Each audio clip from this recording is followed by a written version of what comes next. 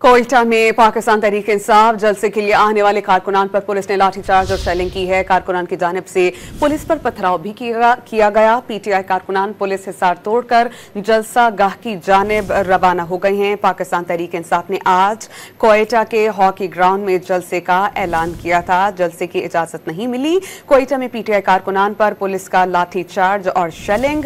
PTI के कारकुनान की जानिब से पुलिस पर पथराव भी किया गया। इस पर हम बात करते हैं डॉन न्यूज़ के रिपोर्टर अब्दुल्ला सहरी से। अब्दुल्ला, बताइएगा, आप सूरत हाल काबू में है वहां पर? जी बिल्कुल, पुलिस की जानिब से पीटीआई के जो जलसे में आने वाले काफिलों को रोका गया। इमदाद चौक के तमाम पीटीआई के काफिलों में शामिल सूबाई रहनुमाओं ने रेजिस्ट की और उन्होंने आखिरी ग्राउंड जाने की कोशिश की। इस मौके पर पुलिस की जानिब से शेलिंग की गई, लाठीचार्ज किया गया, जबकि जो काफिलों में शामिल मुतारिद जो कारकुनान थे उनकी जानिब से पुलिस पर पथराव भी किया गया। इस वक्त बड़ी तादाद में कारकुनान आखिरी ग्राउंड के पास इमदाद चौक पर मौजूद है, जहाँ पे उनके जो सूबाई कायदीन है वो खिताब भी कर रहे हैं और मुकर्रिरीन का ये भी कहना है कि वो आज आखिरी ग्राउंड पर जलसा करते ही रहेंगे। जबकि जलसेगाह की जानिब आने वाली तमाम रास्तों को कंटेनर लगाकर सील किया गया, जबकि जलसागाह पर के इतराफ पुलिस की बात भी तैनात की गई है। जी बहुत शुक्रिया, आप हमें अपडेट कर रहे थे।